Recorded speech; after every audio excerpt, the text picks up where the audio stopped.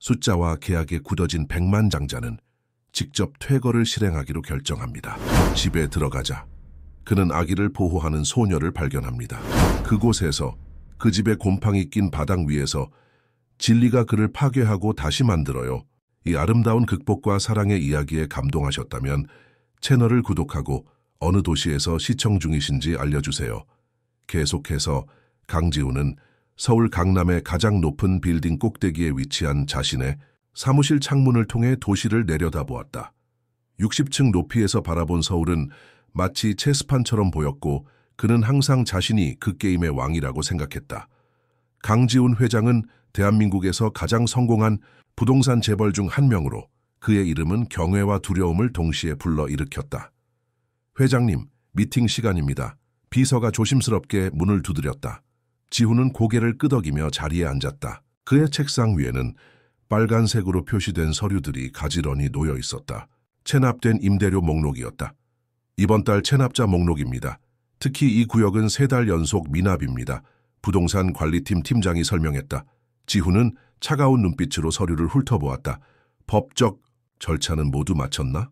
네, 모두 완료했습니다. 강제 퇴거 통지도 보냈고요. 하지만 동대문구 쪽 작은 단칸방은 조금 특이한 상황입니다. 통지서를 보냈는데도 아무 반응이 없습니다. 관리인이 몇 번 방문했지만 항상 비어있거나 뭉답이었습니다. 지훈의 표정이 더욱 엄격해졌다. 또 그런 수법이군. 피하면 문제가 해결될 거라 생각하는 거지. 내가 직접 가보겠다. 회의실에 있던 모든 사람들이 놀란 표정을 지었다. 강지훈 회장이 직접 체납자를 만나러 간다는 것은 전례 없는 일이었다. 회장님, 저희가 처리하겠습니다. 굳이 회장님께서 직접, 아니, 내가 가겠다. 지훈은 단호하게 말을 끊었다. 요즘 계속 이런 일이 많아지고 있어. 한번 본보기가 필요해. 사실 강지훈에게는 다른 이유가 있었다. 최근 그는 자신의 인생에서 무언가 의미를 찾고 있었다. 수십 년간 쌓아온 부와 명성이 그에게 진정한 만족을 주지 못했다. 게다가 6개월 전 그의 아들 민호가 가출한 후 연락이 두절된 상태였다. 그 일 이후 그는 더욱 냉정하고 무자비해졌다. 오후 지훈은 자신의 검은색 제네시스를 몰고 동대문구의 낡은 아파트 단지로 향했다. 그곳은 서울의 화려한 강남과는 완전히 다른 세계였다. 좁은 골목길, 녹슨 철제 계단, 곰팡이 냄새가 나는 복도, 이곳은 그가 평소 절대 발을 들이지 않는 곳이었다. 베이컨 2호 앞에 도착한 지훈은 먼저 정중하게 문을 두드렸다. 아무런 대답이 없었다. 다시 한번, 이번에는 더 강하게 문을 두드렸지만 여전히 반응이 없었다. 두울 안에 계신 분? 저는 이 건물의 소유주 강지훈입니다. 임대료 문제로 대화를 나누고 싶습니다. 침묵 중 지훈은 인내심을 잃고 열쇠를 꺼냈다. 그는 소유주로서 모든 방의 열쇠를 가지고 있었다. 문을 열기 전 그는 잠시 망설였다. 하지만 사업가로서의 그의 원칙은 분명했다. 규칙은 모두에게 동일하게 적용되어야 한다. 문이 열리자 곰팡이와 약초 냄새가 그를 맞이했다. 지훈은 미간을 찌푸리며 안으로 들어섰다. 방은 예상과 달리 깨끗하게 정돈되어 있었다. 낡았지만 정리된 작은 공간이었다. 그리고 그때 그는 그녀를 보았다. 작은 창가에 서 있던 소녀는 10살도 채 되지 않아 보였다. 맨발에 낡은 옷을 입고 있었지만 그녀의 자세는 의외로 당당했다. 소녀는 바닥에 놓인 이불 위에 누워있는 아기를 지키듯 그 앞에 서 있었다. 아기는 명백히 아파 보였고 열이 나는 듯 얼굴이 붉었다. 너 혼자야? 지훈은 당황해서 물었다.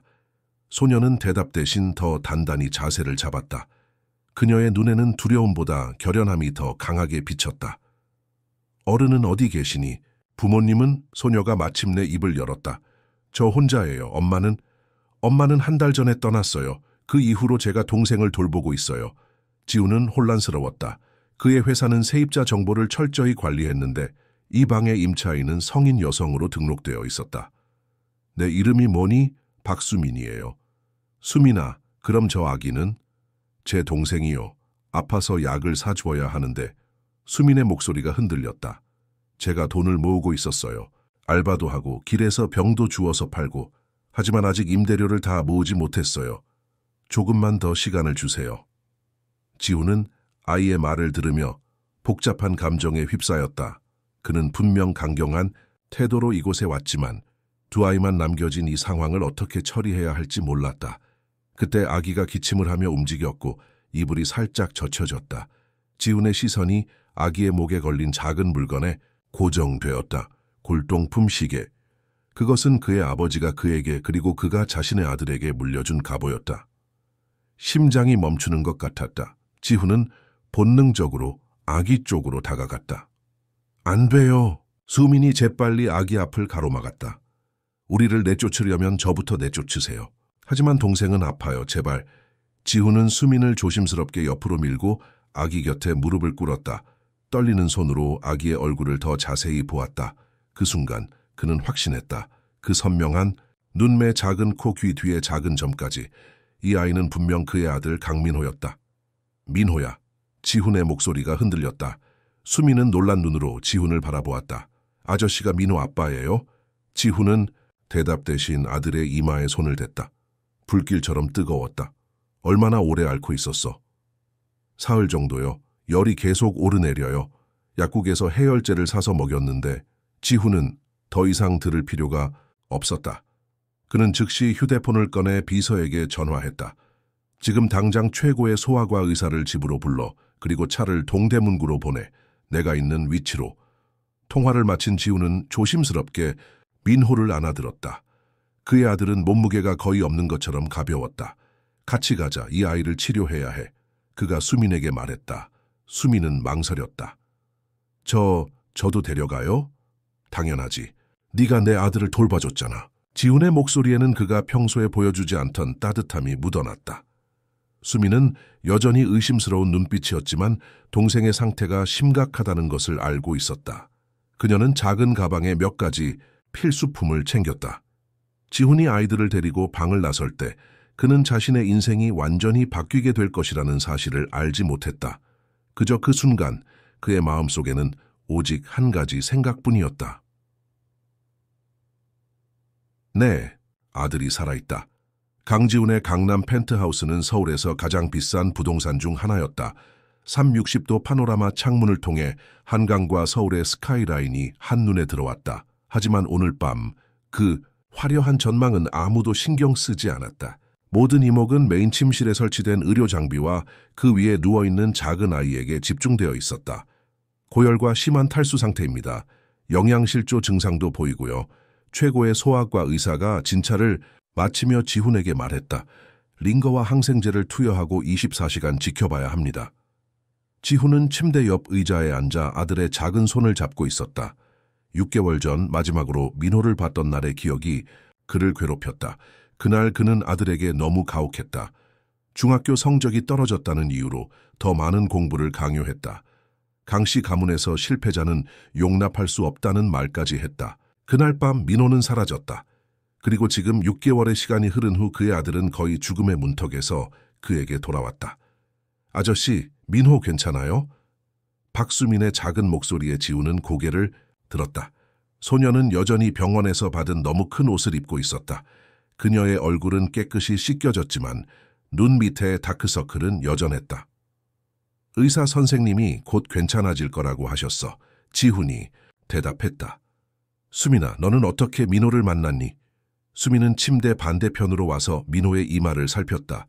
그녀의 동작은 놀랍도록 능숙했다. 한 달 전쯤이요. 제가 편의점 뒤에서 병을 줍고 있었는데 민호가 쓰레기통 옆에서 울고 있었어요. 너무 작고 약해 보였어요. 주변에 아무도 없었고 저는 그냥 데려왔어요. 내 엄마는 어디 계시니? 지훈이 조심스럽게 물었다. 수민의 눈에 잠시 슬픔이 스쳤다. 엄마는 많이 아팠어요. 병원에 가야 했는데 돈이 없었어요. 약을 사 먹다가 한 달 전에 자고 일어나니까 더 이상 일어나지 않으셨어요. 지훈은 가슴이 무너지는 것 같은 느낌을 받았다. 이 어린 소녀가 혼자서 감당한 고통의 무게를 상상할 수 없었다. 그래서 네가 혼자 민호를 돌봤구나. 수민은 고개를 끄덕였다. 민호는 제 동생이에요. 저는 동생을 돌봐야 했어요. 엄마도 그렇게 하라고 하셨을 거예요. 지훈은 갑자기 자신이 평생 쌓아온 부와 권력이 이 작은 소녀의 용기와 결단력 앞에서 얼마나 하찮은지 느꼈다. 그는 평생 돈을 위해 살았다. 하지만 이 아이는 아무것도 없는 상태에서 순수한 사랑으로 낯선 아이를 돌봤다. 어떻게 생활했니? 지훈이 물었다. 낮에는 길에서 병을 줍거나 전단지를 돌렸어요. 가끔 편의점 아저씨가 유통기한 지난 김밥이나 삼각김밥을 주셨고요. 민호가 아프기 전에는 괜찮았어요. 하지만 열이 나기 시작하고 수민의 목소리가 떨렸다. 약국에서 해열제를 사려고 했는데 돈이 부족했어요. 그래서 임대료를 내려고 모아둔 돈을 썼어요. 지훈은 숨을 깊게 들이마셨다. 그가 냉정하게 퇴거시키려 했던 이 방이 실은 그의 아들을 살린 곳이었다. 운명의 아이러니가 그를 강타했다. 수민아, 넌 정말 대단한 아이구나. 그는 진심을 담아 말했다. 수민은 부끄러운 듯 고개를 숙였다. 그냥 해야 할 일을 했을 뿐이에요. 의사와 간호사들이 모두 나간 후 지훈은 소파에 앉아 생각에 잠겼다. 그의 인생은 완벽하게 통제된 계획에 따라 움직여왔다. 대학 입학, 해외 유학, 가업 승계, 사업 확장, 모든 것이 그의 계획대로였다. 하지만 아들의 실종은 그의 통제 밖이었다. 그리고 지금 이 예상치 못한 재회 또한 마찬가지였다. 다음 날 아침 민호의 상태는 크게 호전되었다. 열이 내리고 색깔도 돌아왔다. 의사는 민호가 완전히 회복되려면 몇 주가 걸릴 것이라고 했지만 가장 위험한 고비는 넘겼다고 안심시켰다. 회장님, 긴급 회의가 있습니다. 비서가 전화로 알렸다. 지훈은 처음으로 업무보다 개인적인 일을 우선시했다. 모든 일정을 취소해 당분간 집에서 재택근무할 예정이야. 전화를 끊은 지훈은 주방으로 향했다. 수민이 조심스럽게 냉장고를 열어보고 있었다. 뭐 찾니? 지훈이 물었다. 수민은 깜짝 놀라 뒤를 돌아봤다. 아, 민호가 배고파 할까 봐요. 죄송해요. 허락 없이 냉장고를 열어서. 지훈은 미소를 지었다. 여긴 내 집이야. 원하는 건 뭐든지 가져도 돼. 제 집이요. 수민의 눈이 커졌다. 그래. 너와 민호 둘 다 이제 여기서 살 거야. 수민은 혼란스러운 표정을 지었다. 하지만 저희 집은요? 우리 물건들 걱정 마. 내 물건들은 모두 가져올게. 하지만 이제 너희에게 더 좋은 환경이 필요해. 저는 아저씨를 잘 모르는데요. 수민이 솔직하게 말했다. 지훈은 그녀의 솔직함에 감탄했다. 그의 주변 사람들은 모두 그의 권력 때문에 진실을 숨기고 아첨했다. 하지만 이 아이는 달랐다. 내 말이 맞아. 우리는 서로를 잘 모르지. 하지만 네가 내 아들을 구했고 난 그 은혜를 갚고 싶어. 그리고 그는 잠시 말을 멈췄다. 민호는 내 아들이야. 그리고 네가 그를 내 동생이라고 생각한다면 그건 우리가 이제 가족이라는 뜻이 아닐까? 수민은 한동안 말이 없었다. 그녀의 어린 마음은 이 갑작스러운 변화를 받아들이기 위해 고심하고 있었다. 제가 학교는 어떻게 해요? 지훈은 이 질문에 놀랐다. 이토록 어려운 상황에서도 교육을 걱정하는 아이였다. 좋은 학교에 보내줄게. 네가 원하는 공부를 마음껏 할 수 있도록. 진짜요? 수민의 눈이 빛났다. 저는 수학을 좋아해요. 특히 계산하는 거요. 엄마가 시장에서 물건 살 때 항상 제가 계산했어요. 지훈은 문득 자신이 민호에게 강요했던 공부와 이 아이가 자발적으로 보이는 학습 열정의 차이를 느꼈다. 그는 아들에게 무엇을 잘못했던 걸까? 그날 저녁 민호가 마침내 눈을 떴다. 처음으로 의식이 또렷했다. 그의 눈동자가 방을 둘러보다가 수민을 발견하자 안도의 표정을 지었다. 누나, 작은 목소리로 불렀다. 수민은 재빨리 민호 곁으로 달려갔다. 민호야, 괜찮아? 아프지 않아? 민호는 고개를 저었다. 그리고 그때 그의 시선이 침대 옆에 서 있는 지훈에게 향했다. 아이의 눈에 공포가 스쳤다. 아버지. 지훈은 심장이 쿵 내려앉는 느낌을 받았다. 그의 아들은 그를 두려워했다. 그는 민호에게 천천히 다가갔다. 민호야, 정말 미안하다. 그의 목소리가 떨렸다. 아버지가 많이 잘못했어. 민호는 믿을 수 없다는 듯 지훈을 바라보았다. 그리고 갑자기 수민의 손을 꽉 잡았다. 누나랑 같이 있을 거예요. 누나가 저를 버리지 않았어요. 그 말은 지훈의 가슴을 칼로 찌르는 것 같았다. 아들이 그를 원하지 않는다는 사실이 고통스러웠다. 하지만 그는 이해했다. 자신이 뿌린 씨앗이 결국 이런 결실을 맺은 것이다. 네가 원하는 대로 할 거야, 민호야. 하지만 아빠는 이제 달라질 거야, 약속할게. 수미는 이 어색한 상황 속에서 민호와 지훈 사이를 번갈아 보았다. 그녀는 자신이 모르는 그들만의 역사가 있다는 것을 느꼈다. 민호야, 여기는 네 아빠 집이야. 우리 이제 여기서 살 거래. 수민이 부드럽게 설명했다. 아저씨가 우리를 도와주셨어. 네가 아플 때 의사 선생님도 불러주시고. 민호는 여전히 의심스러운 눈빛이었지만 수민을 신뢰했다. 그는 작게 고개를 끄덕였다. 그날 밤 지훈은 오랜만에 아들의 침대 옆에서 동화책을 읽어주었다. 민호는 곧 잠이 들었지만 수민은 끝까지 이야기를 듣고 싶어 했다. 책을 다 읽고 난 후 수민이 물었다. 아저씨, 왜 민호는 아저씨를 무서워해요? 지훈은 깊은 한숨을 내쉬었다. 이 질문에 어떻게 답해야 할까? 그는 평생 자신의 약점을 숨기고 살았다. 하지만 지금 이 솔직한 아이 앞에서 그는 진실을 말하고 싶었다. 내가 나쁜 아빠였기 때문이야, 수민아. 민호를 사랑하는 방법을 몰랐어. 사랑하는 방법을 모른다고요? 수민이 고개를 갸웃했다. 그건 어렵지 않은데 그냥 같이 있어주고 배고프면 먹을 것 주고 아프면 약 주고 그게 사랑 아니에요? 지훈은 이 어린 소녀의 단순하면서도 깊은 지혜에 감동했다. 그는 사업을 키우고 돈을 버는 데는 천재였지만 정작 가장 중요한 것을 놓치고 있었다. 내 말이 맞아. 수민아, 이제부터 배울게. 너에게서 많이 배울 것 같아. 수민은 처음으로 지훈에게 미소를 지었다. 그것은 작지만 진실된 미소였다. 저도 아저씨한테 배울 게 많을 것 같아요. 아저씨는 수학 잘하세요? 지훈은 웃음을 터뜨렸다. 꽤 자신 있지. 그럼 저 가르쳐 주세요. 그럼 제가 민호 가르칠게요. 그렇게 세 사람은 서로에게 필요한 것을 주고받으며 새로운 관계의 첫걸음을 내딛기 시작했다. 한 달이 지났다. 강지훈의 펜트하우스는 이전과는 완전히 다른 공간이 되었다. 차가운 미니멀리즘으로 가득 찼던 집은 이제 아이들의 웃음소리와 생기로 채워졌다. 민호의 방에는 로봇 장난감과 공룡 모형이 가득했고 수민의 방은 수학책과 퍼즐로 채워져 있었다. 처음에는 어색했던 세 사람의 관계도 조금씩 자연스러워지고 있었다. 수민아, 입학, 면접 준비됐니? 지훈이 아침 식사를 하며 물었다. 수민은 교복을 입고 있었다. 서울에서 가장 명문인 세연초등학교의 교복이었다. 지훈은 자신의 인맥을 총동원해 학기 중간에도 수민이 전학할 수 있도록 조치했다. 네, 준비됐어요. 수민이 긴장된 목소리로 대답했다. 하지만 정말 제가 그런 학교에 다녀도 될까요? 다들 저보다 공부를 많이 했을 텐데. 지훈은 수민의 어깨에 손을 얹었다. 걱정 마. 넌 충분히 똑똑해. 게다가 네 수학 실력은 놀라워. 선생님들도 깜짝 놀랄 거야. 지난 한 달 동안 지훈은 수민의 학습 능력에 감탄했다. 그녀는 정규 교육을 제대로 받지 못했음에도 불구하고 숫자와 계산에 대한 타고난 재능이 있었다. 특히 암산 능력은 경이로웠다. 그녀는 복잡한 덧셈과 뺄셈, 심지어 곱셈까지 머릿속으로 순식간에 계산해냈다. 저도 학교 가고 싶어요. 옆에서 듣고 있던 민호가 불쑥 말했다.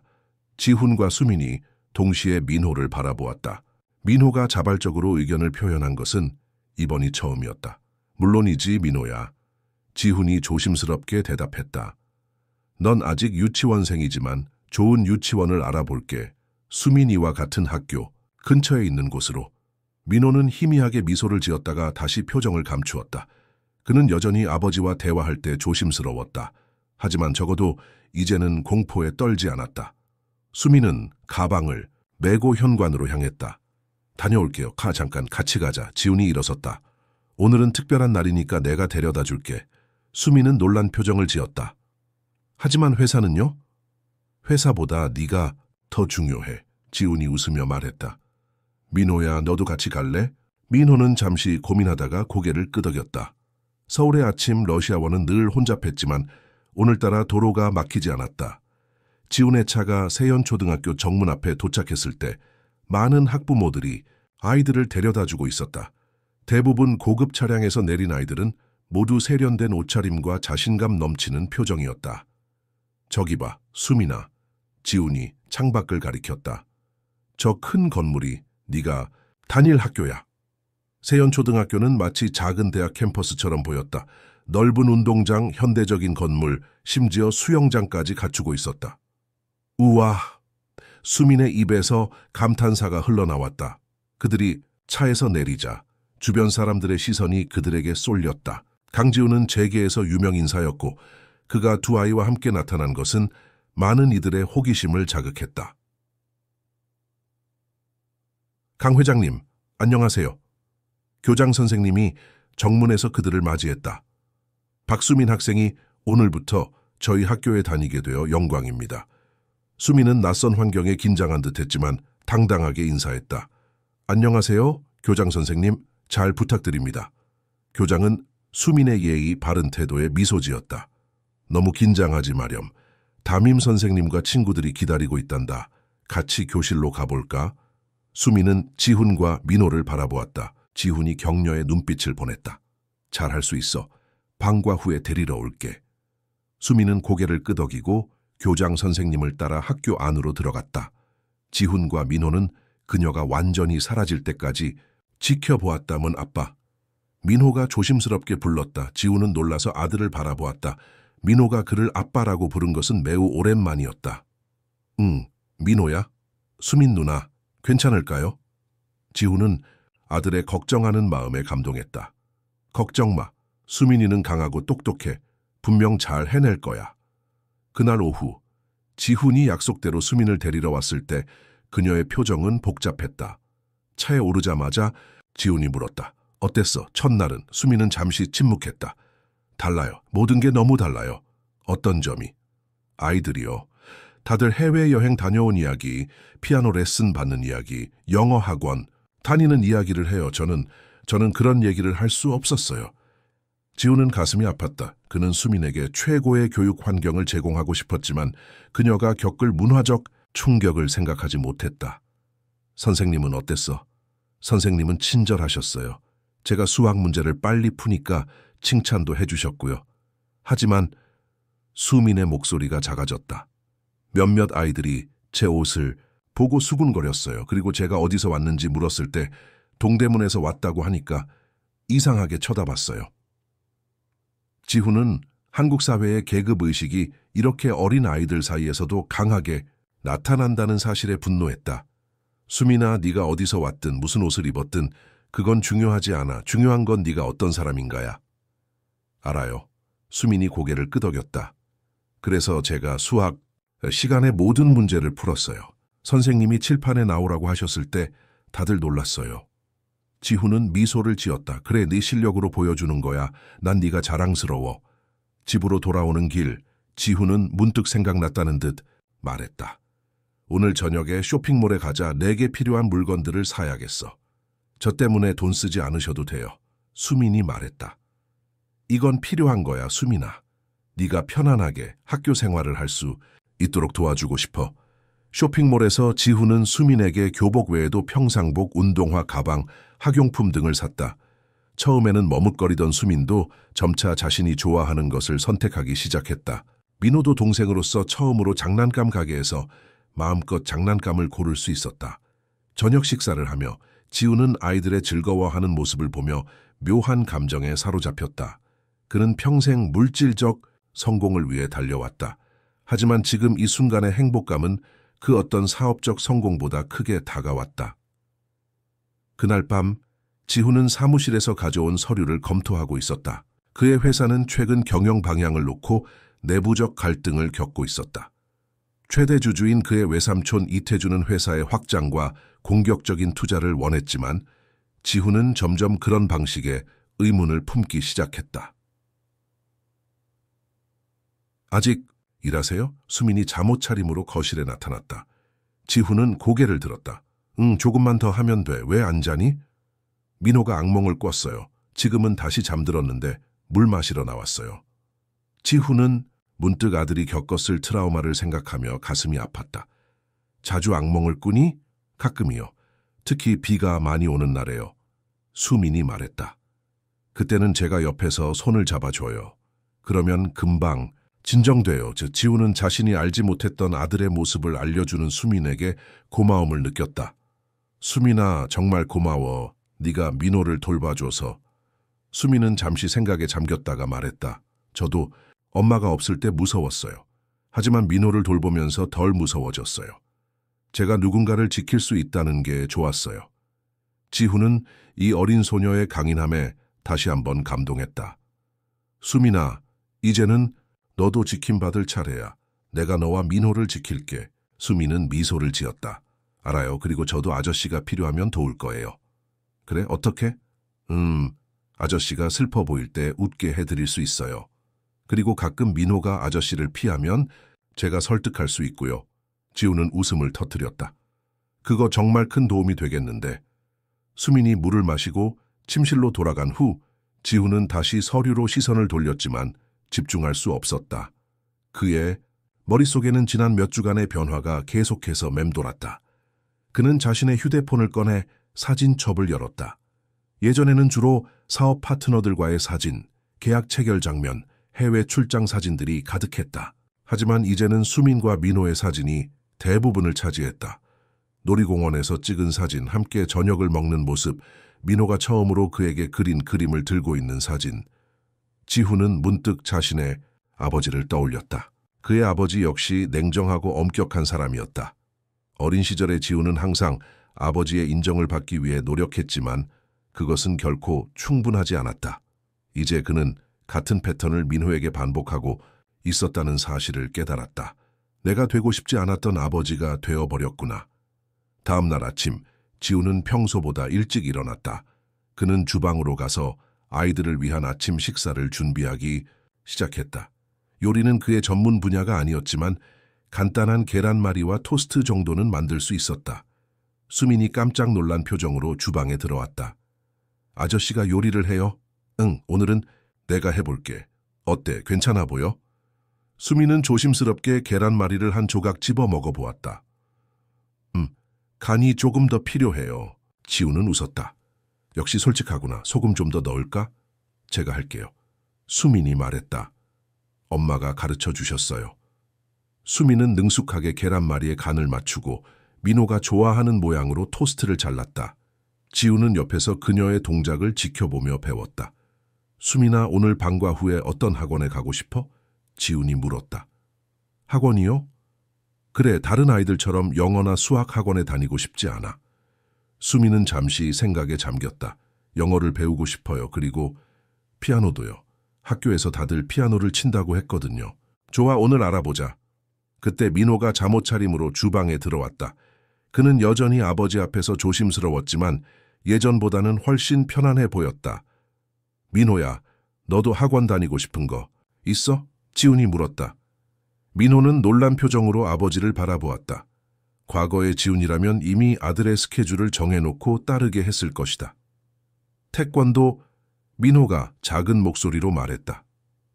태권도? 좋은 생각이야. 건강에도 좋고 자신감도 키울 수 있지. 민호의 얼굴에 희미한 미소가 번졌다.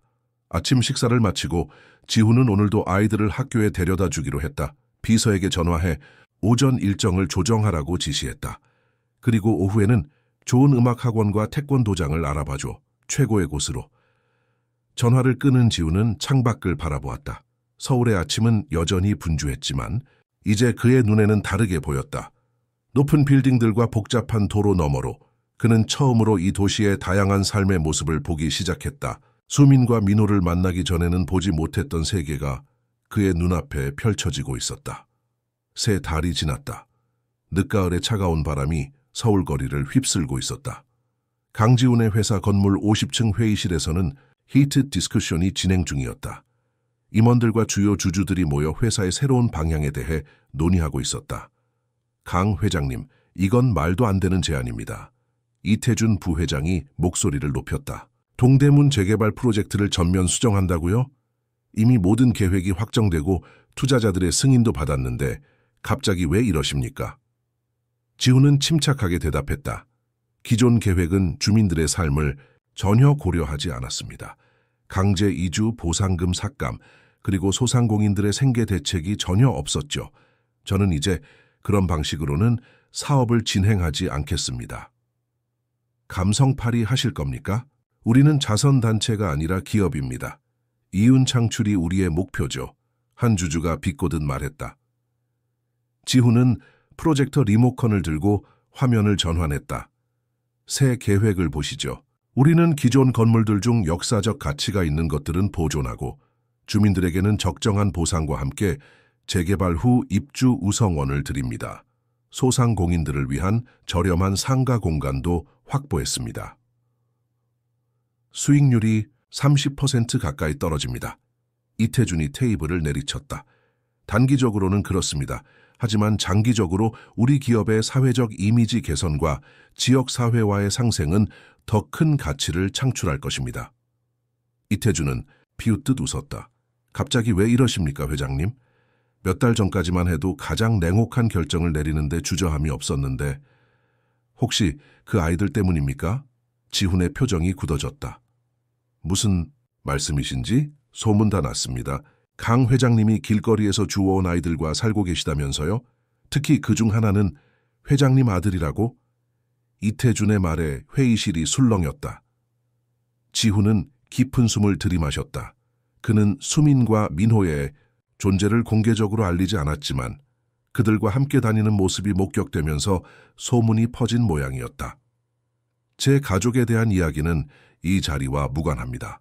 우리는 사업에 대해 논의하는 중입니다. 무관하지 않습니다. 이태준이 날카롭게 말했다. 당신의 판단력이 흐려지고 있어요. 그 아이들이 당신을 약하게 만들고 있습니다. 지훈은 천천히 일어났다. 회의실의 모든 시선이 그에게 집중되었다. 약함과 강함에 대한 당신의 정의가 저와 다른 것 같군요, 이 부회장님. 저는 오히려 이제야 진정한 강인함이 무엇인지 배우고 있습니다. 그는 테이블 위에 새 프로젝트 계획서를 내려놓았다. 이 안건은 제 최종 결정입니다. 이사회의 동의를 구하는 것이 아니라 통보하는 겁니다. 반대하시는 분들은 주식을 매각하셔도 좋습니다. 제가 전부 매입하겠습니다. 회의가 끝난 후 지훈은 사무실로 돌아왔다. 창밖으로 서울의 스카이라인이 보였다. 예전에는 이 광경을 보며 자부심을 느꼈지만 이제는 그 아래에서 살아가는 수많은 사람들의 삶을 생각하게 되었다. 회장님, 학교에서 전화가 왔습니다. 비서가 들어오며 말했다. 지훈은 즉시 긴장했다. 무슨 일이죠? 박수민 양의 담임 선생님께서 긴급히 면담을 요청하셨습니다. 지금 가능하시냐고. 지훈은 시계를 확인했다. 모든 일정을 취소하고 차를 준비해 주세요. 30분 후 지훈은 세연초등학교 교무실에 앉아 있었다. 수민의 담임 선생님인 김지영 교사가 난처한 표정으로 그를 맞이했다. 오늘 점심시간에 불미스러운 일이 있었습니다. 김 교사가 말했다. 몇몇 아이들이 수민이를 괴롭혔어요. 수민이가 가정환경에 대한 모욕적인 말을 들었습니다. 지훈의 얼굴이 어두워졌다. 자세히 말씀해 주시겠어요? 한 아이가 수민이에게 주워온 아이라고 했고 다른 아이들도 집 없는 아이, 거지 출신이라는 식의 말을 했다고 합니다. 지훈은 주먹을 꽉 쥐었다. 수민이는 지금 어디 있나요? 보건실에 있습니다. 신체적 피해는 없었지만 심리적으로 많이 흔들린 것 같아요. 가해 학생들은요? 교장실에서 대기 중입니다. 학부모들에게도 연락했고요. 지훈은 일어섰다. 수민이 먼저 보겠습니다. 보건실에서 지훈은 침대에 앉아있는 수민을 발견했다. 그녀는 평소와 달리 기운이 없어 보였다. 그녀의 눈은 붉어져 있었고 교복은 약간 구겨져 있었다. 수민아. 지훈이 그녀 옆에 앉았다. 수민은 고개를 들었다. 그녀의 눈에는 눈물이 고여 있었지만 그녀는 울지 않으려고 노력하고 있었다. 아저씨, 왜 왔어요? 회사 일 바쁘실 텐데 내가 더 중요해. 무슨 일이 있었는지 말해줄래? 수민은 한참을 망설이다 입을 열었다. 정구랑 친구들이 제가 길에서 주워온 아이라고 했어요. 아저씨가 불쌍해서 저를 데려왔다고. 그리고 민호는 아저씨 진짜 아들이니까 저보다 더 소중하다고. 지훈은 가슴이 무너지는 것 같았다. 그는 수민을 부드럽게 안았다. 그런 말은 절대 사실이 아니야. 넌 나에게 매우 소중해. 민호만큼이나. 정말요? 정말이야 사실은. 네가 민호를 구해줬잖아. 네가 없었다면 민호는 지금 여기 없었을 거야. 그러니 우리 가족에게 네가 얼마나 중요한지 알아야 해. 수민은 지훈의 품에서 조금씩 진정되는 것 같았다. 근데 아이들이 말한 게 맞잖아요. 저는 정말 아저씨 가족이 아니니까. 지훈은 수민의 눈을 바라보며 진지하게 말했다. 가족은 피보다 더 깊은 거야, 수민아. 가족은 서로를 사랑하고 보살피는 사람들이야. 넌 이미 우리 가족이야. 그때 보건실 문이 열리고 교장 선생님이 들어왔다. 강 회장님, 잠시 대화 좀 나눌 수 있을까요? 지훈은 수민에게 곧 돌아오겠다고 말하고 교장과 함께 복도로 나갔다. 가해 학생들의 부모님들이 모두 오셨습니다. 사과하고 싶어 하시는데요. 좋습니다. 그들을 만나겠습니다. 교장실에는 3명의 부모와 그들의 자녀들이 있었다. 지훈이 들어서자 모두 긴장한 표정으로 일어났다. 강 회장님, 정말 죄송합니다. 한 어머니가 깊이 고개를 숙였다. 저희 아이가 경솔한 행동을 해서. 지훈은 냉정하게 말했다. 아이들의 말은 어디서 나온 겁니까? 이런 이야기를 집에서 들은 건가요? 부모들은 당황한 표정을 지었다. 한 아버지가 대답했다. 저희도 놀랐습니다. 아이들이 어디서 그런 이야기를 들었는지 소문이 났나 봅니다. 다른 어머니가 말했다. 강 회장님이 입양하신 아이들에 대한. 지훈은 깊은 숨을 내쉬었다. 그는 화가 났지만 아이들 앞에서 분노를 표출하고 싶지 않았다. 여러분의 자녀들이 한 말은 단순한 장난이 아닙니다. 그것은 차별이고 괴롭힘입니다. 수민이는 제가 자랑스럽게 생각하는 딸입니다. 그리고 그 아이의 배경이나 과거는 아무런 문제가 되지 않습니다. 가해 학생들은 고개를 숙인 채 서 있었다. 지훈은 그들에게 시선을 돌렸다. 여러분, 우리는 모두 다른 환경에서 태어나고 자랍니다. 하지만 그것이 한 사람의 가치를 결정하지는 않아요. 수민이는 여러분보다 훨씬 어려운 환경에서 자랐지만 그 누구보다 강하고 현명해요. 여러분이 그런 친구를 괴롭히는 대신 배우려고 노력한다면 더 좋지 않을까요? 침묵이 교장실을 가득 채웠다. 잠시 후 정우라는 소년이 고개를 들었다. 죄송합니다, 회장님. 제가 먼저 그런 말을 했어요. 질투가 났어요. 수민이가 저보다 수학을 잘하고 선생님들이 다 좋아해서. 지훈은 소년의 솔직함에 놀랐다. 그 마음 이해해. 하지만 다음부터는 질투가 나더라도 다른 사람을 다치게 하는 방식으로 표현하지 않았으면 좋겠구나. 정우는 고개를 끄덕였다. 수민이한테 직접 사과하고 싶어요. 교장 선생님의 주선으로 아이들은 수민에게 진심 어린 사과를 했다. 수민은 처음에는 망설였지만 결국 그들의 사과를 받아들였다. 특히 전구가 자신의 잘못을 솔직하게 인정하는 모습에 조금 마음이 열린 듯했다. 학교 시간, 지훈은 수민과 함께 학교를 나왔다. 오늘은 학원 안 가도 돼. 집에 가서 쉬자. 아니에요. 괜찮아요. 오늘 피아노 시간인데 새로운 곡을 배울 거예요. 수민이 말했다. 지훈은 수민의 회복력에 감탄했다. 정말 대단하구나, 수민아. 네가 이렇게 강한 아이인 줄 몰랐어.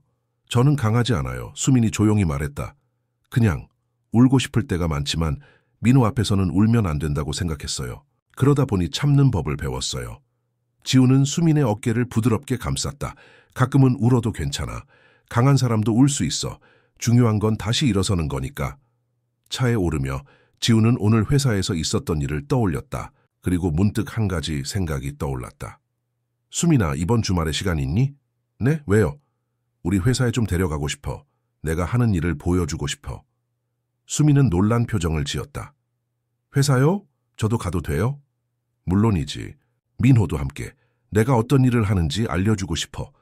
주말 지훈은 아이들을 회사로 데려갔다. 평소에는 직원들로 붐비는 사무실이었지만 주말이라 조용했다. 그는 아이들에게 회사의 역사, 자신이 하는 일, 그리고 회사가 어떻게 성장해 왔는지 설명했다. 와, 아저씨가 이 큰 빌딩을 다 만든 거예요? 수민이 창밖의 서울 정령을 보며 감탄했다. 다 내가 한 건 아니야. 많은 사람들이 함께 노력해서 만든 거지.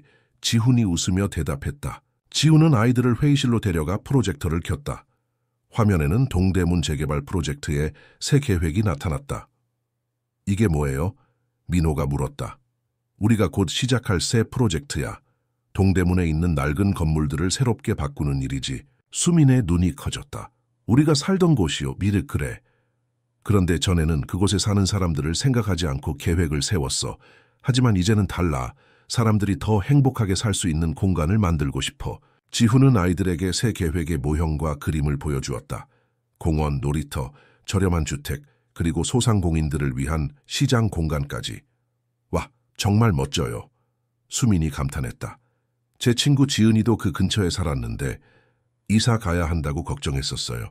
지훈은 깜짝 놀랐다. 내 친구가 그 지역에 살아? 네, 지은이 엄마가 포장마차를 하셨어요. 저희 엄마랑 친했었는데. 지훈은 잠시 생각에 잠겼다가 말했다. 수민아, 내 친구 연락처 알아? 우리가 도울 방법이 있을지도 몰라. 그날 오후 지훈은 자신의 사무실에서 한 가지 결정을 내렸다. 동대문 프로젝트에 지역 주민 대표들을 초청해 그들의 의견을 듣는 공청회를 개최하기로 한 것이다. 그리고 특별히 수민의 친구 지은이의 가족도 초대하기로 했다. 회장님, 정말 이런 방식으로 진행하시겠습니까? 비서가 놀란 표정으로 물었다. 지훈은 창밖을 바라보며 미소 지었다. 그래, 이제는 다른 방식으로 사업을 하고 싶어. 사람들의 삶을 더 나아지게 하는 방식으로. 비서가 나간 후 지훈은 책상 위에 놓인 사진 한 장을 집어들었다. 수민, 민호, 그리고 자신이 함께 찍은 사진이었다. 그는 이 사진을 보며 생각했다. 내가 진정으로 원하는 성공은 이런 것이구나. 눈이 내리는 12월의 서울은 마치 동화 속 세상 같았다. 강지훈의 펜트하우스 창문으로 내려다 보이는 도시는 하얀 눈으로 덮여 아름다웠다. 거실에서는 수민과 민호가 크리스마스 트리를 장식하고 있었다. 지훈은 소파에 앉아 그들을 지켜보며 따뜻한 커피를 마시고 있었다. 아저씨, 이 별은 맨 위에 달아야 해요. 수민이 크리스마스 트리 꼭대기를 가리키며 말했다. 내가 들어줄게.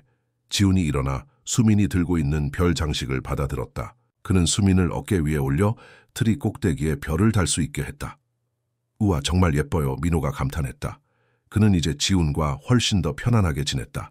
여전히 가끔 긴장하는 모습을 보이기도 했지만 예전의 공포는 사라진 지 오래였다. 이번 크리스마스는 뭐 하고 싶어? 지훈이 아이들에게 물었다.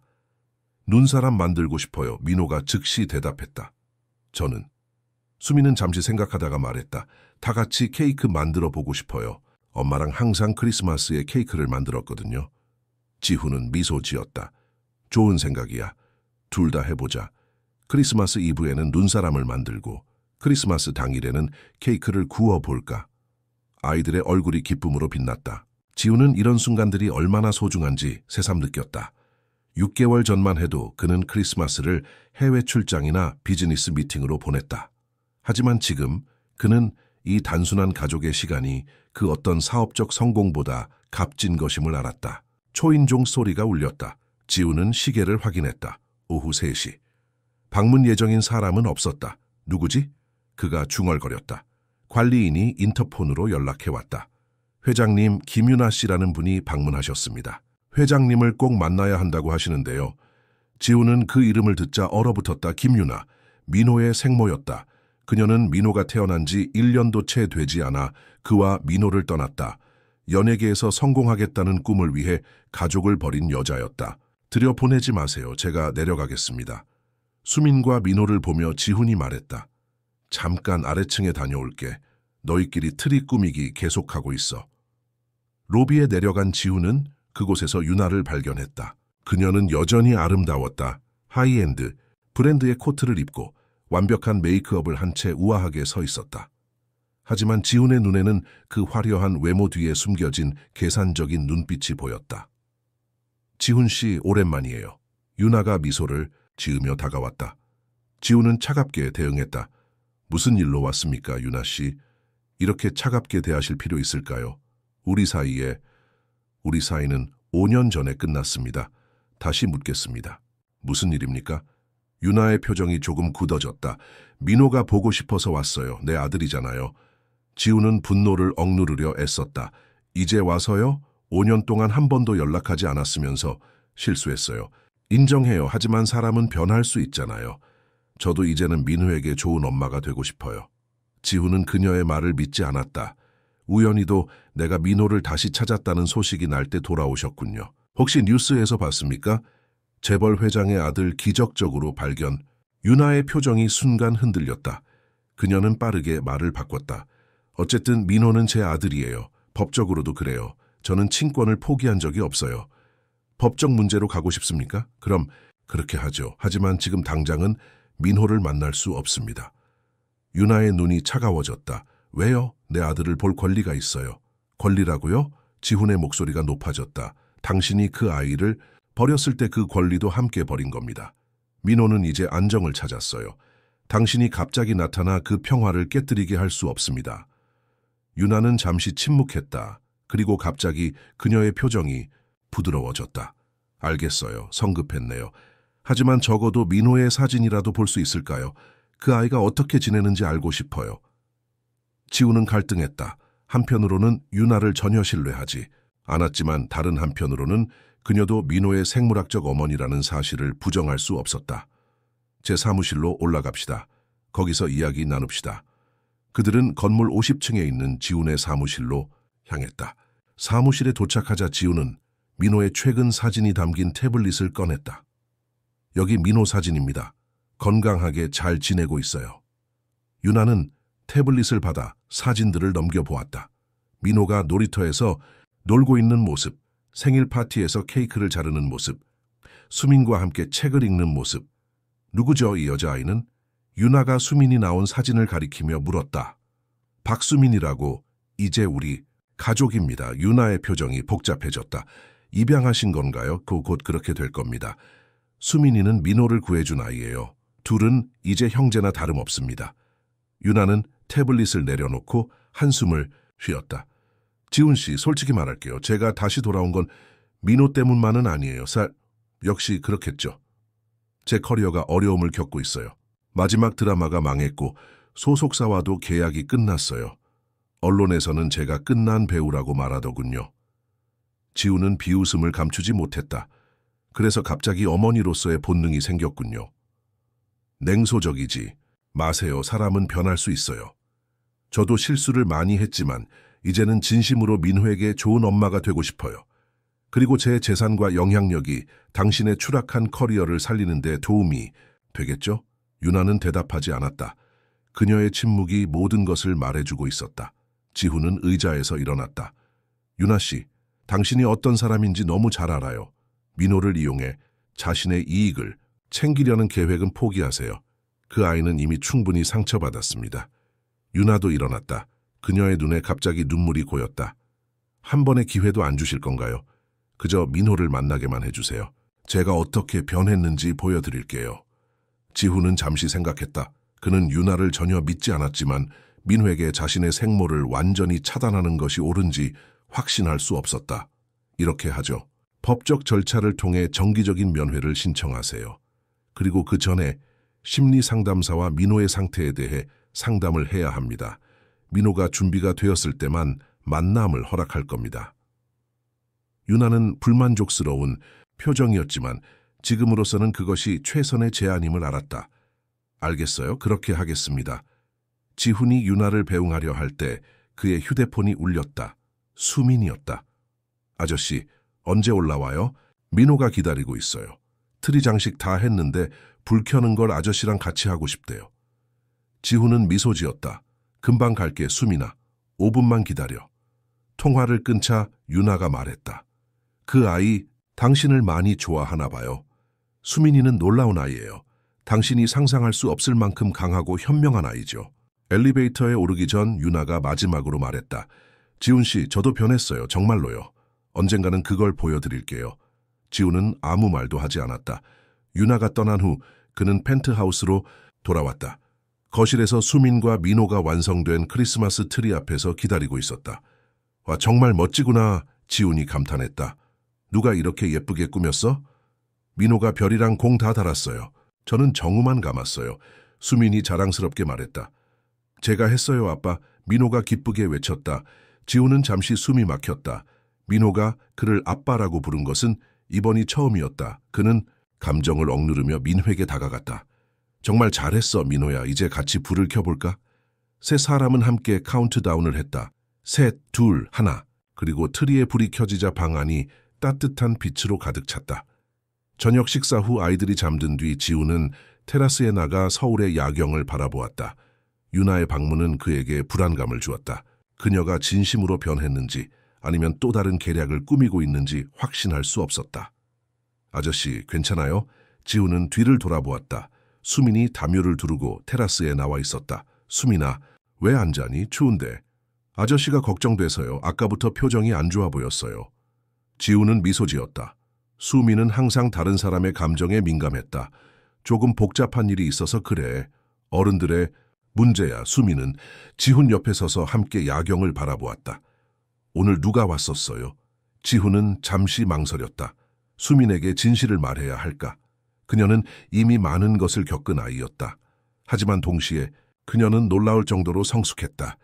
민호의 엄마였어, 수민아. 수민의 눈이 커졌다. 민호 엄마요? 어떤 분이었어요? 예전에 다 민호와 나를 떠났던 사람이야. 오랫동안 연락이 없다가 갑자기 돌아왔어. 민호를 데려가려고요?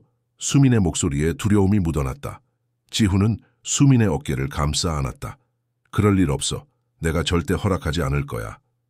약속하세요. 약속해. 지훈은 진심을 담아 대답했다. 우리는 이제 가족이야, 수민아. 아무도 우리를 갈라놓을 수 없어. 수민은 안도의 한숨을 내쉬었다. 다행이에요, 민호. 민호는 이제 제 진짜 동생이니까요. 지훈은 감동받았다. 수민의 순수한 마음과 민호를 향한 사랑은 그 어떤 혈연 관계보다 강했다. 다음 날 지훈은 변호사를 만났다. 그는 민호와 수민에 대한 법적 보호를 강화하고 싶었다. 두 아이 모두 입양, 절차를 시작하고 싶습니다. 지훈이 말했다. 변호사는 고개를 끄덕였다. 민호의 경우 이미 친권이 회장님께 있지만 김유나 씨가 친권 주장을 할 가능성이 있습니다. 수민 양의 경우 부모님이 모두 없으시니 입양 절차는 비교적 간단할 겁니다. 가능한 한 빨리 진행해 주세요. 아이들에게 법적 안정감을 주고 싶습니다. 변호사가 떠난 후 지훈은 회사 일에 집중하려 했지만 생각은 계속해서 윤에게로 향했다. 그녀가 무슨 계획을 갖고 있는지 어떻게 대응해야 할지 고민이었다. 그날 저녁 지훈은 아이들을 데리고 한강공원으로 나갔다. 눈이 내린 공원은 마치 동화 속 세상 같았다. 눈사람 만들자 민호가 신이 나서 외쳤다. 세 사람은 함께 커다란 눈사람을 만들기 시작했다. 지훈은 큰 눈덩이를 굴리고 수미는 중간 크기의 눈덩이를, 민호는 작은 머리 부분을 담당했다. 아저씨, 이걸 어때요? 수민이 자신의 목도리를 벗어 눈사람에게 둘러주었다. 멋지다, 지훈이 칭찬했다. 근데 추울 텐데 괜찮아? 괜찮아요. 아저씨가 새 목도리를 사주셨잖아요. 수민이 웃으며 말했다. 완성된 눈사람 앞에서 세 사람은 기념사진을 찍었다. 지훈은 이 순간이 영원히 지속되기를 바랐다. 하지만 그는 유나의 존재가 그들의 평화로운 일상에 그림자를 드리우고 있음을 알고 있었다. 아빠, 저기 봐요. 민호가 갑자기 외쳤다. 그는 강 건너편의 불빛을 가리키고 있었다. 지훈은 민호가 자연스럽게 그를 아빠라고 부르는 것에 다시 한번 가슴이 뭉클해졌다. 응, 정말 예쁘구나. 저건 롯데월드 타워야. 그래서 가고 싶어요. 민호가 기대에 찬 목소리로 말했다. 좋아, 주말에 가보자. 놀이기구도 타고 맛있는 것도 먹고. 집으로 돌아가는 차 안에서 민호는 금세 잠이 들었다. 수미는 창밖을 조용히 바라보고 있었다. 무슨 생각해? 수미나 지훈이 물었다. 아저씨, 한 가지 물어봐도 돼요? 물론이지. 저도 아저씨를 아빠라고 불러도 될까요? 지훈은 순간 말을 잇지 못했다. 그의 눈에 눈물이 고였다. 물론이지, 수민아. 네가 원한다면 나는 정말 기쁠 거야. 수민의 얼굴에 미소가 번졌다. 그럼 아빠 고마워요. 저희를 데려와 주셔서. 지훈은 이 순간 자신의 인생에서 가장 중요한 것이 무엇인지 더욱 확실히 깨달았다. 그것은 사업도 돈도 권력도 아니었다. 바로 이 두 아이와 함께하는 삶, 그리고 그들이 그에게 준 무조건적인 사랑이었다. 새해가 밝았다. 서울의 겨울은 여전히 차가웠지만 강지훈의 집은 그 어느 때보다 따뜻했다. 수민과 민호는 학교와 학원에서 좋은 성적을 거두며 적응해 나갔고, 지훈은 사업 방식을 크게 변화시키며 새로운 평판을 쌓아가고 있었다. 동대문 재개발 프로젝트는 주민 참여형 모델로 큰 주목을 받았고, 지훈은 착한 재벌이라는 새로운 이미지를 얻게 되었다. 그러나 평화로운 일상 속에 불안한 그림자가 드리우고 있었다. 김유나는 지훈의 예상보다 더 적극적으로 민회에 대한 친권을 주장하기 시작했다. 그녀는 언론의 모성애에 목마른 어머니로 자신을 포장하며 지훈이 아들을 만나지 못하게 한다고 호소했다. 회장님, 오늘 아침 뉴스 보셨습니까? 비서가 사무실로 들어오며 물었다. 지훈은 고개를 끄덕였다. 아침 뉴스에서 유나는 눈물을 흘리며 인터뷰를 했다. 저는 그저 제 아들을 보고 싶을 뿐인데 강 회장은 저의 모성을 인정하지 않고 있습니다. 민호는 제 피와 살입니다. 법적 대응은 어떻게 진행되고 있습니까? 지훈이 물었다. 변호사들이 최선을 다하고 있습니다만 김윤아 씨가 대중의 동정을 사려는 전략을 펼치고 있어 부담이 있습니다. 특히 그녀가 최근 자선단체 활동을 시작한 것도 이미지 쇄신을 위한 것으로 보입니다. 지훈은 깊은 한숨을 내쉬었다. 그는 민호를 지키기 위해 무엇이든 할 준비가 되어 있었지만 이런 식의 공개적인 싸움이 아이들에게 미칠 영향이 걱정되었다. 아이들에게 이 상황을 어떻게 설명해야 할지 모르겠군. 점심시간, 지훈은 수민의 학교로 향했다. 오늘은 수민의 학교에서 직업 소개의 날이었고 그는 강연자로 초청받았다. 학교 강당에 도착하자 많은 학생들과 학부모들이 그를 반겼다. 강 회장님, 오늘 좋은 말씀 부탁드립니다. 교장 선생님이 악수를 청했다. 지훈은 강단에 올라 마이크를 잡았다. 안녕하세요 여러분. 오늘 이렇게 만나게 되어 기쁩니다. 저는 부동산 개발업을 하는 강지훈입니다. 그는 자신의 사업과 직업에 대해 간략히 소개한 후 최근 변화된 경영 철학에 대해 이야기했다. 진정한 성공은 단순히 돈을 버는 것이 아닙니다. 우리가 사는 사회를 더 나은 곳으로 만드는 데 기여할 때 그것이 진정한 성공이라고 생각합니다. 질의응답 시간에 한 학생이 손을 들었다. 저는 강 회장님의 딸 수민이와 같은 반인데요. 회장님께서는 어떻게 그렇게 성공하셨나요? 지훈은 청중 사이에 앉아있는 수민을 바라보았다. 그녀는 부끄러워하면서도 자랑스러운 표정을 짓고 있었다. 열심히 일한 것도 있지만 솔직히 말하면 운이 좋았습니다. 하지만 제 인생에서 가장 큰 성공은 사업이 아니라 바로 수민이와 민호 같은 아이들을 만난 것입니다. 그들이 제게 가르쳐준 사랑과 용기는 어떤 사업적 성취보다 값진 것이니까요. 강연이 끝난 후 수민이 지훈에게 달려왔다. 아빠 정말 멋졌어요. 다들 아빠 이야기를 듣고 감탄했어요. 지훈은 수민을 안아주었다. 고마워 수민아. 너 때문에 더 열심히 준비했어. 그때 한 학부모가 다가왔다. 강 회장님, 정말 감명 깊은 강연이었습니다. 그런데 민회에 관한 뉴스는 어떻게 된 건가요? 아이의 친어머니가? 지훈의 표정이 굳어졌다. 수민도 그 말을 듣고 긴장한 모습이었다. 그건 사적인 가족 문제입니다. 오해가 있는 것 같네요. 지훈이 단호하게 대답했다. 그 학부모는 불편한 표정으로 물러났지만 이미 주변에 있던 다른 사람들도 수군거리기 시작했다. 지훈은 수민의 손을 잡고 빠르게 그곳을 벗어났다. 차 안에서 수민이 조용히 물었다.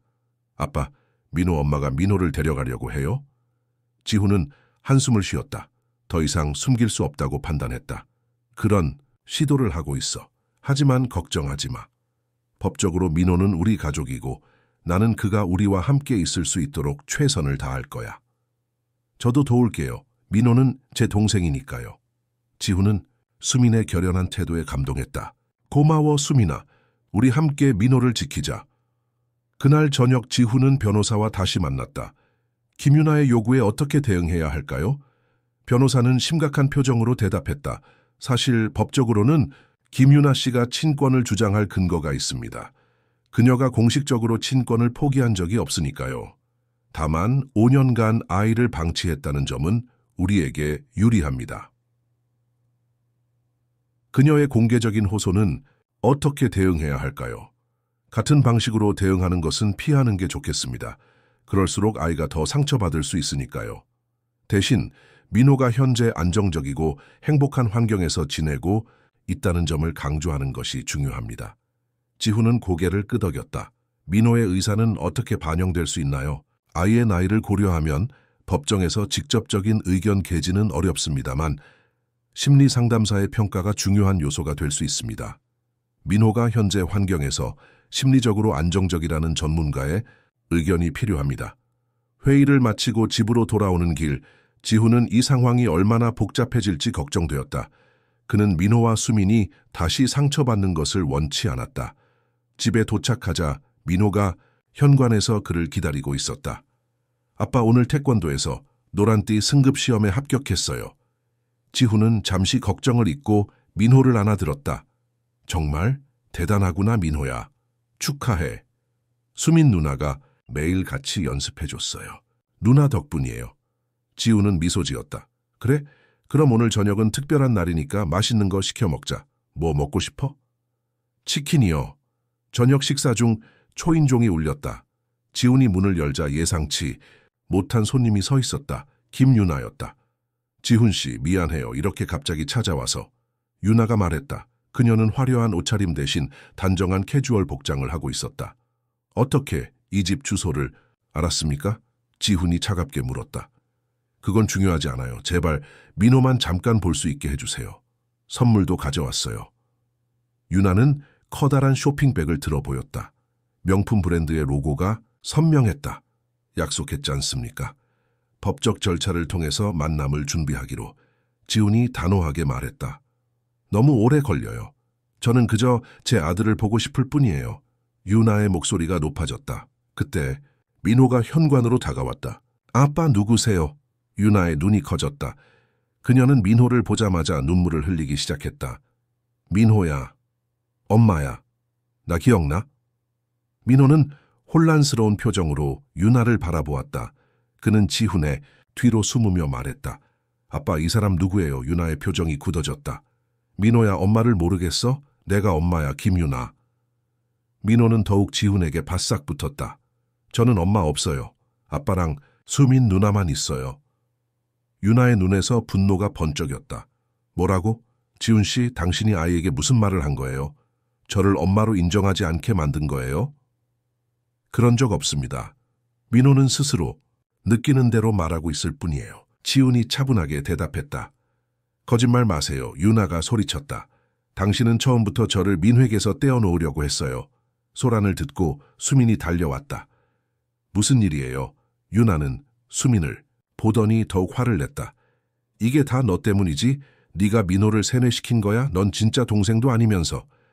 수민은 충격을 받은 듯했지만 곧 민호 앞으로 나서며 그를 보호하는 자세를 취했다. 민호를 괴롭히지 마세요. 민호는 무서워하고 있어요. 유나는 수민을 밀치려 했지만 지훈이 재빨리 막았다. 그만하세요, 유나 씨. 지금 당장 떠나주십시오.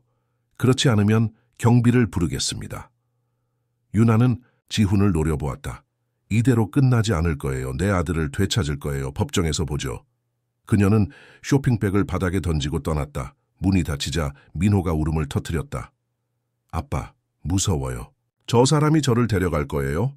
지훈은 민호를 안아들었다. 아니야, 민호야. 아무도 너를 데려가지 못해. 아빠가 지켜줄게. 수민도 민호에게 다가가 손을 잡아주었다. 괜찮아, 민호야. 우리가 있잖아. 그날 밤 아이들을 재운 후 지훈은 변호사에게 긴급히 전화했다. 오늘 유나가 집으로 찾아왔습니다. 민호를 만나려고 했고 거절당하자 화를 냈습니다. 이건 좋지 않은 소식이군요. 그녀가 직접 접근한 것은 법적으로도 문제가 될 수 있습니다. 내일 당장 접근 금지 명령을 신청하겠습니다. 다음 날 아침 지훈은 아이들을 학교에 데려다주며 평소보다 더 많은 대화를 나눴다. 그는 아이들이 어떤 감정을 느끼고 있는지 알고 싶었다. 민호야, 어제 일 때문에 많이 놀랐지? 지훈이 조심스럽게 물었다. 민호는 고개를 끄덕였다. 그 사람이 정말 제 엄마예요? 지훈은 깊은 숨을 내쉬었다. 응, 민호야. 김유나 씨는 널 낳은 엄마야. 하지만 네가 아주 어렸을 때 우리를 떠났어. 왜요? 그건 그녀가 다른 꿈을 쫓고 싶었기 때문이야. 배우가 되고 싶었거든. 민호는 잠시 생각에 잠겼다. 그럼 저보다 배우가 되는 게 더 중요했던 거예요? 지훈은 아들에게 어떻게 대답해야 할지 몰랐다. 진실은 가혹했지만 거짓말을 하고 싶지 않았다. 사람들은 가끔 나쁜 선택을 해. 하지만 그렇다고 해서 네가 중요하지 않다는 뜻은 아니야. 저는 아빠랑 수민 누나랑 살고 싶어요. 저는 여기가 좋아요. 민호가 단호하게 말했다. 지훈은 민호의 머리를 쓰다듬었다. 그래, 민호야. 우리도 네가 우리와 함께 있었으면 좋겠어. 학교에 도착하자 수민이 말했다. 아빠 걱정하지 마세요. 제가 학교에서 민호 잘 지켜볼게요. 지훈은 고마움을 느꼈다. 고마워, 수민아. 하지만 너무 큰 부담 갖지 마. 너도 아직 어린애니까. 저는 괜찮아요. 민호는 제 동생이니까요. 아이들을 학교에 데려다 준 후 지훈은 사무실로 향했다. 그의 휴대폰이 울렸다. 비서였다. 회장님, 긴급 상황입니다. 김윤아 씨가 기자회견을 열었습니다. 회장님이 아들을 강제로 데리고 있다며 공개적으로 비난하고 있습니다. 심지어 민호를 찾아갔을 때 수민이라는 아이가 민호에게 접근하지 못하게 했다고 말하고 있습니다. 지훈의 손에 힘이 들어갔다. 화상회의를 준비해 이사회와 PR팀, 법무팀 모두 소집해. 회사에 도착한 지훈은 즉시 대응 전략 회의를 시작했다. 우리는 이 문제를 공개적인 싸움으로 만들고 싶지 않습니다. 아이들을 위해서요. 하지만 김윤아가 거짓 주장을 하고 있는 이상 우리도 대응해야 합니다. PR팀장이 제안했다. 간단한 성명을 발표하는 게 어떨까요? 민호가 현재 안정적인 환경에서 행복하게 지내고 있으며 법적 절차를 통해 모든 일을 진행하고 있다는 내용으로요. 법무팀장도 의견을 보탰다. 김윤아 씨의 예전 행적에 대해서도 조사해봐야 합니다. 그녀가 5년 동안 아이에게 연락 한 번 없었다는 증거가 필요합니다. 회의가 진행되는 동안 지훈의 휴대폰으로 수민의 학교에서 전화가 왔다. 강 회장님, 큰일 났습니다. 방금 김윤아 씨가 학교에 찾아와 민호를 데려가려고 했습니다. 다행히 선생님들이 막았지만 아이들이 매우 놀랐습니다. 지훈은 즉시 자리에서 일어났다. 지금 바로 학교로 가겠습니다. 학교에 도착한 지훈은 교장실에서 두 아이를 발견했다. 민호는 수민의 품에 안겨 울고 있었고 수민은 동생을 위로하고 있었다. 아빠, 아이들이 지훈을 보자마자 달려왔다. 괜찮아, 이제 괜찮아. 지훈이 두 아이를 꼭 안아주었다. 교장 선생님이 상황을 설명했다. 김윤아 씨가 민호의 생모라고 주장하며 학교에 들어왔습니다. 다행히 경비원과 교사들이 신속하게 대응했지만 그녀는 소란을 피우며 내 아들을 돌려달라고 외쳤습니다. 이미 경찰에 신고했습니다. 지훈은 교장 선생님께 감사를 표했다. 아이들을 보호해 주셔서 감사합니다. 이제 우리는 집으로 돌아가야 할 것 같습니다. 아빠, 저 사람이 또 올까봐 무서워요. 민호가 떨리는 목소리로 말했다. 지훈은 민호의 눈을 바라보며 말했다. 걱정 마, 민호야. 이제 아무도 널 데려갈 수 없어. 아빠가 약속할게. 진짜요? 진짜야. 우리는 가족이니까. 수민이 민호의 손을 꼭 잡으며 말했다. 민호야, 기억해. 우리는 항상 함께야. 아무도 우리를 갈라놓을 수 없어. 지훈은 두 아이를 바라보며 결심했다. 그는 어떤 대가를 치르더라도 이 가족을 지킬 것이다. 봄이 왔다. 벚꽃이 서울의 거리를 수놓는 4월의 어느 날, 서울가정법원에는 긴장감이 감돌고 있었다. 오늘은 민호의 양육권에 관한 최종 심리가 열리는 날이었다. 강지훈은 정장을 단정히 차려입고 변호사와 함께 법정에 들어섰다.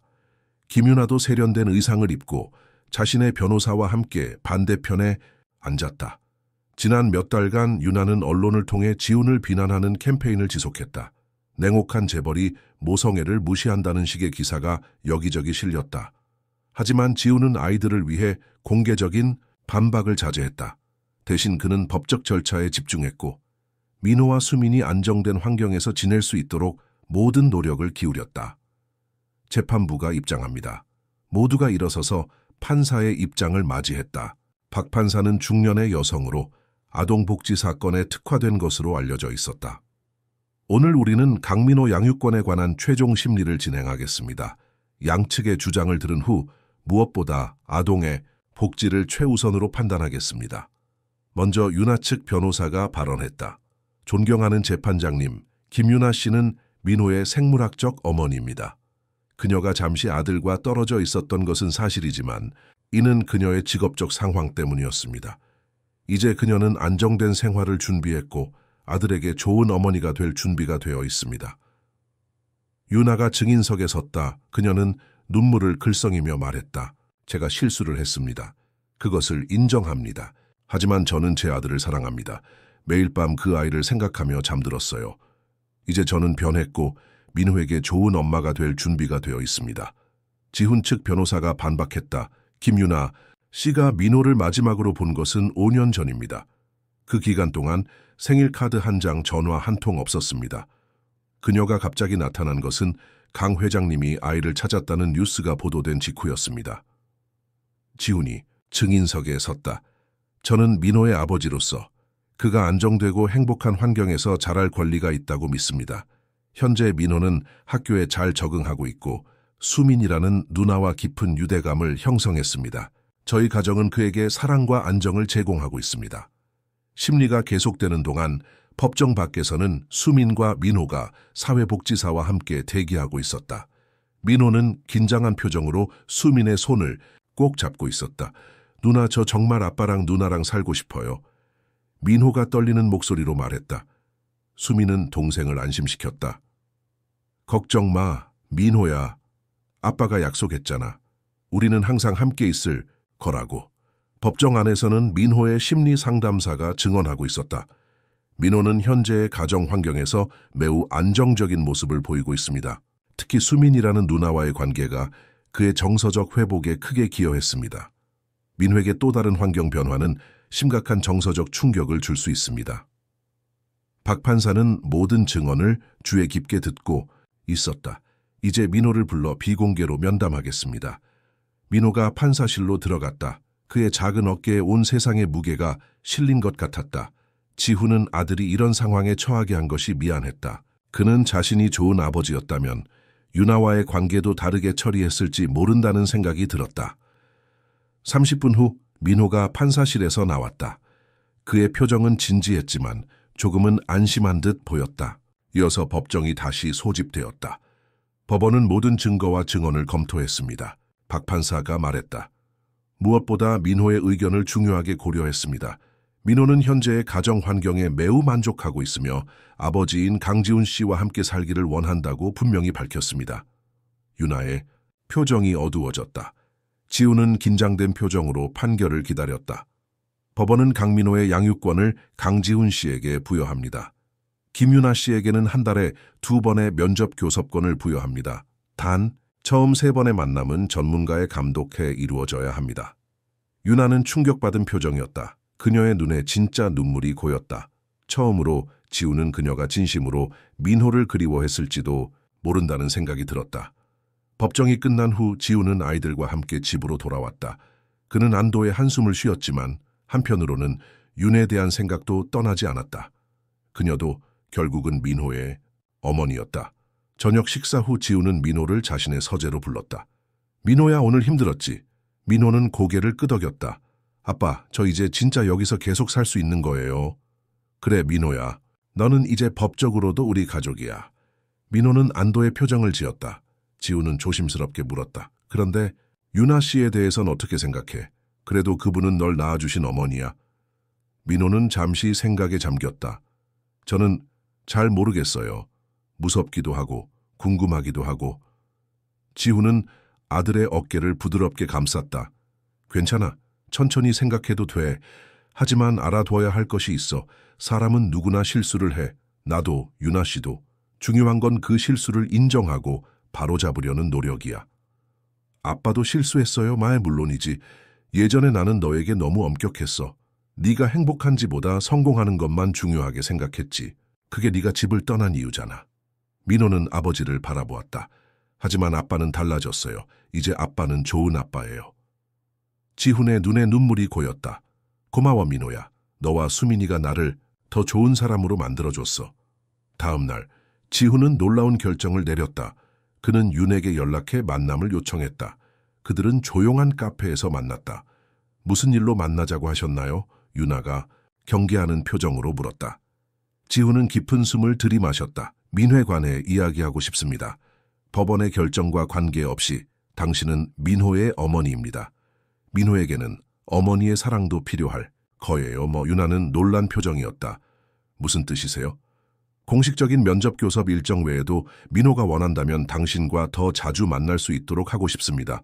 물론 처음에는 천천히 민호의 페이스에 맞춰서요. 유나의 눈에 눈물이 고였다. 왜 이러시는 거죠? 민호를 위해서입니다. 그리고 우리 모두 실수를 했습니다. 이제는 그 실수를 바로잡을 시간이에요. 유나는 한동안 말이 없었다. 마침내 그녀가 입을 열었다. 고맙습니다. 정말 민호에게 좋은 어머니가 되고 싶어요. 이번에는 진심으로요. 한 달 후 유나는 처음으로 지훈의 집을 방문했다. 이번에는 비싼 선물이나 화려한 옷차림 대신 민호가 좋아하는 공룡책과 직접 만든 쿠키를 가져왔다. 민호는 처음에는 수민 뒤에 숨어 있었지만 점차 윤에게 마음을 열기 시작했다. 수민도 윤아를 경계했지만 지훈이 그녀를 신뢰한다면 자신도 기회를 줄 수 있다고 생각했다. 그녀는 민호의 손을 잡고 용기를 주었다. 그날 저녁 네 사람은 함께 저녁 식사를 했다. 처음에는 어색했지만 점차 대화가 자연스러워졌다. 윤아는 민호에게 그가 아기였을 때 이야기를 들려주었고 민호는 조심스럽게 질문을 했다. 식사가 끝난 후 윤아가 떠날 시간이 되었다. 다음에 또 만나자 민호야 약속해. 민호는 고개를 끄덕였다. 네, 엄마. 온터 윤아의 눈에 눈물이 고였다. 그것은 그녀가 오랫동안 기다려온 말이었다. 윤아가 떠난 후 지훈은 테라스에 서서 서울의 야경을 바라보았다. 수민이 그에게 다가왔다. 아빠, 괜찮아요? 지훈은 미소 지었다. 응, 수민아 오늘 힘들었지. 조금요. 하지만 민호가 행복해 보여서 저도 기뻐요. 지훈은 수민을 안아주었다. 넌 정말 대단한 아이야, 수민아. 네가 있어서 우리 가족이 완성될 수 있었어. 저도 아빠랑 민호가 있어서 행복해요. 우리는 진짜 가족이잖아요. 민호도 테라스로 나와 두 사람에게 안겼다. 세 사람은 함께 별이 빛나는 하늘을 바라보았다. 우리 가족이 된 거 정말 기뻐요. 민호가 작은 목소리로 말했다. 지훈은 두 아이를 품에 안으며 생각했다. 인생은 참 아이러니했다. 그는 평생 성공과 부를 위해 달려왔지만 진정한 행복은 이렇게 단순한 것이었다. 사랑하는 사람들과 함께하는 이 소중한 순간이, 그래 우리는 가족이야, 영원히.